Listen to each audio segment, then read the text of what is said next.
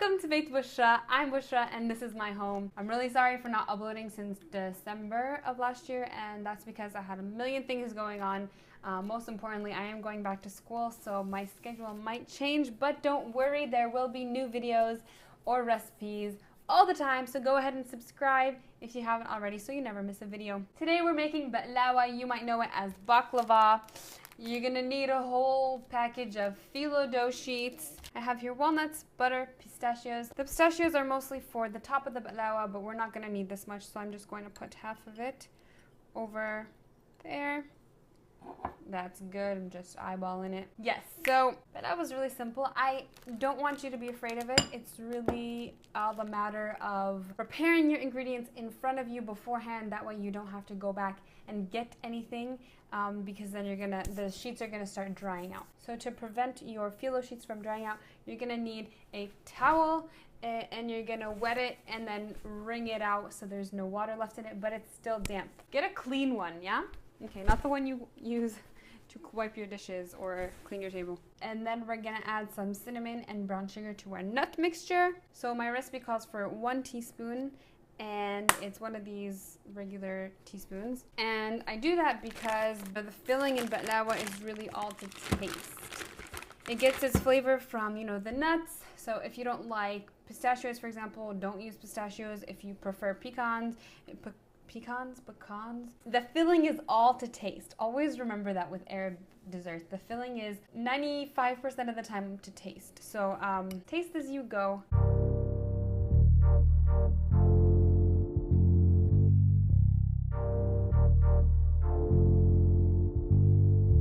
So I tried it and it's very good. This is how I like it. Now is assembly time. I know it's a very short, simple recipe, basically. Before that, I have to show you the first preparation step that I did, and that is to make your syrup. My syrup is dark. Before you think that I burned my syrup, I did not. My syrup is really dark. You probably can't even see it. And that's because the syrup for the baklava is a honeyed syrup. So after you make the syrup, you add honey to it. And the honey I had on hand is this. It's called mimosa honey. It's a nutty honey from, I guess, the mimosa tree. I don't know. Anyways, so I put 2 tablespoons of this into there. And because the color of the honey changed the color of my atr, my syrup, probably should have used honey that was lighter like this one, but I didn't. And so it doesn't matter. Anyways, it tastes sweet. That's the first thing you want to do because it needs to cool, right? So it's just a big sheet. If you look here, it is the same size as my baking sheet, so that's great. I don't want you to count your sheets because it might be impossible. Basically, what you need to have when you're making baklava is you want to have a thick bottom, 2 separate layers of nuts with phyllo sheets in between, phyllo dough in between, and then a thick top. And between each layer or each 2 layers, you want to put butter. The flavor comes from the orange blossom water, the nuts, the butter, and the phyllo crispiness. So let's just go ahead and assemble. They're gonna crack like this. Don't worry too much because when you cut it anyways at the end, all of them are gonna be cracking. So this is about 3 sheets.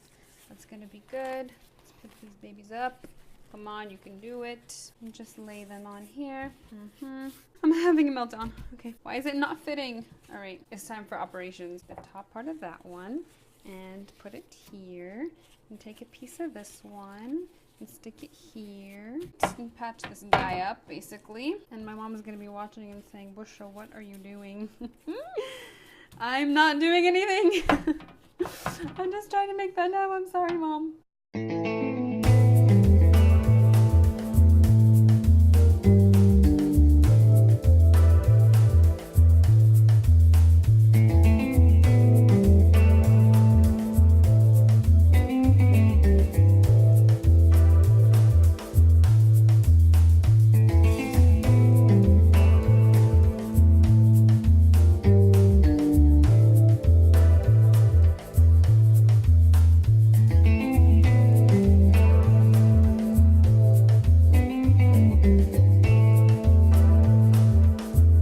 the top layer of my phyllo dough. I'm not gonna lie, my phyllo dough package was very, very patchy. I don't know why it did it this way, but every time I put 2 to 3 sheets of phyllo, I would brush with butter. Like I would take off 2 or 3 sheets and then they would come off in different puzzle pieces. So I just tried my best, and don't worry if this happens to you because it's totally normal. Now, the very last sheet of phyllo dough, that's trash, is here. And I'm going to flip it over because this was the side that had the plastic on it, which means it's going to be the smoother looking side. Do not put butter on your top layer of phyllo dough. First, you're going to cut it.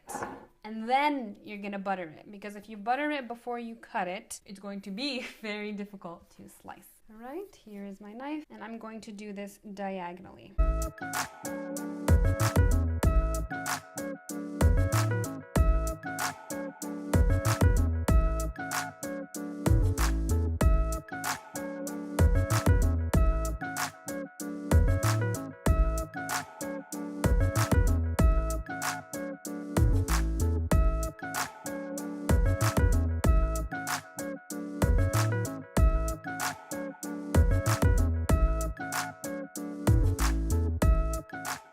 So here it is, my finished baklava. There was a mistake on this side. Don't do like me. Do like this side, yeah? Put a little bit of pistachio in each diamond shape that you've created and bake these at 350 until they're nice and golden crispy. All ingredients, measurements, information, everything you need to know, tips and tricks about the baklava. There's a link in the description below. Go ahead and click that, you'll figure everything out. You're going to bake your baklava until it looks like mine, basically.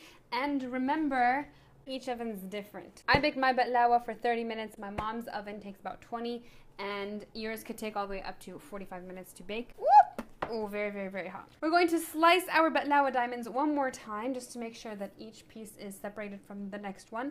And then we're going to pour our syrup over the entire pan.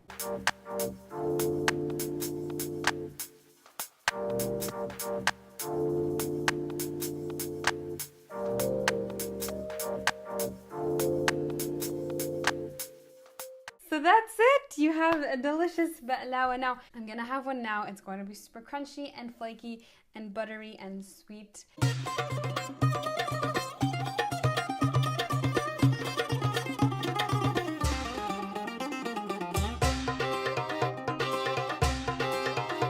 Thank you so much for watching, subscribing, commenting, supporting. It really means the world to me. So I wanted to thank you and say that I appreciate you so much. You are very well appreciated.